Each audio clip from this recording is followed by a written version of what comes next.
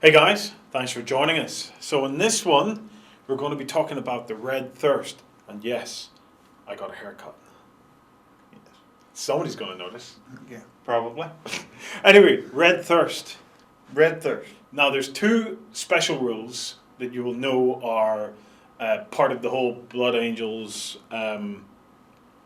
fluff. One is the Red Thirst and the other is the Black Rage.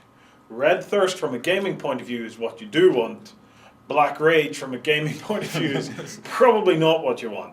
So we're going to show you how to use Red Thirst. They're very different rules. We'll be covering Black Rage in a later video. But in this video, we're just going to show you the ins and outs of the Red Thirst. Here we have some units. There's some Death Company and some regular assault and tactical guys. Yeah, so we have a Death Company. We have a tactical squad 10-man. We have a Rhino that actually has a tactical squad on board. And we have our Assault Marines. Our Assault Marines. Basically, at the start of the game, before you do any of your assault moves, after everything's deployed, you roll for each unit that is Red Thirst. And pretty much everybody is Red Thirst, apart from Death Company. A quote from the Blood Angels Codex: after forces have been deployed, but before any scout moves are taken, and before the first turn begins, roll a d6 for each unit in your army that has the special rule Red Thirst. On a score of 1 or more, or on a score of 1, one or more members of the squad have succumbed to the Red Thirst, and the entire squad is treated as having the Furious Charge and Fearless special rules. But they lose, and they shall know no fear for the duration of the game. Yeah. So basically, Darrell, before we start, I take a unit, I roll for it. They're fine. They didn't get it. I roll for the guys in the Rhino. They didn't get it. And I roll for the Assault Squad. No. And lo and behold, they did get it. Yeah. Okay? If I have units in reserve, You roll for I them. roll for those as well. So if I have guys waiting to come in and drop pod, I roll for them. They didn't get it. But you don't roll for Death Company because they don't have the Red Thirst special rule. They have Black Rage. They've gone beyond that. And you can't be cheesy and roll all the dice together and then choose which companies get it. No. No, you can't do this. You have to roll for each individual unit. If you have Azeroth the Grim in your army, you get it on a 3, a 2, or a 1. Yes, if you take Azeroth the Grim, you have a 50% chance of actually getting that Red Thirst. And you want Red Thirst. It's a great rule. Well, generally you want Red Thirst. You know. I'm sure you can think of a situation where you don't want it. I just want it. Yeah. Virtually 99% of the time you want it. So, Darrell, once we've rolled for it, we count as having the Furious Charge and Fearless special rules. So we have our little Chaos guys there who are about to get tronched, hopefully. I don't know, because just look at Horace did the Sanguinius. He just plucked him. He just slapped him down. But slacked him and wrung his neck like a chicken. Yeah. Yeah, but basically here, we should all know what Fearless does for you. You don't have to take leadership tests, morale tests.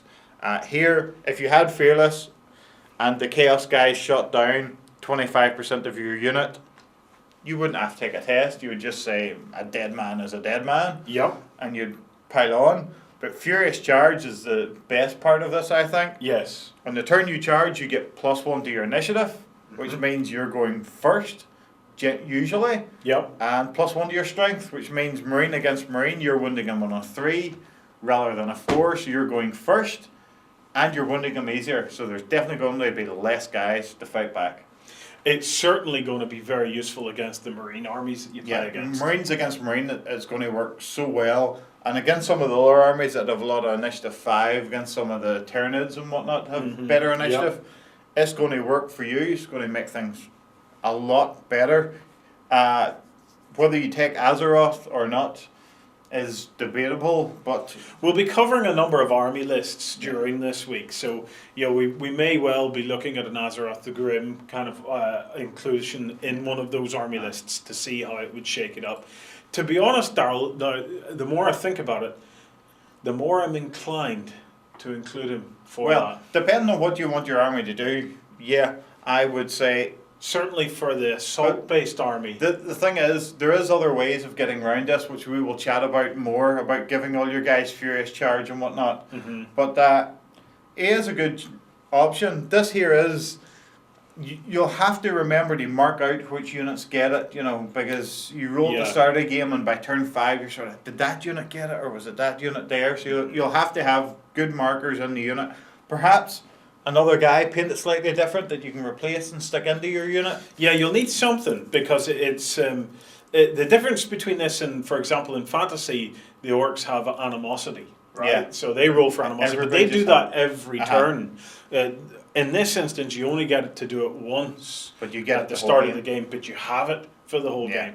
So you'll want to make sure you remember which units have the red thirst and which ones don't, because there is a good chance you could end up getting confused in that. Yeah, if you have a lot of similar units, similar size units, there is. But I think there's virtually no downside to it. Only a very slight downside to it. Sometimes it's not good to be fearless. Sometimes you'd rather run away. But it very rarely happens that you'd rather run away.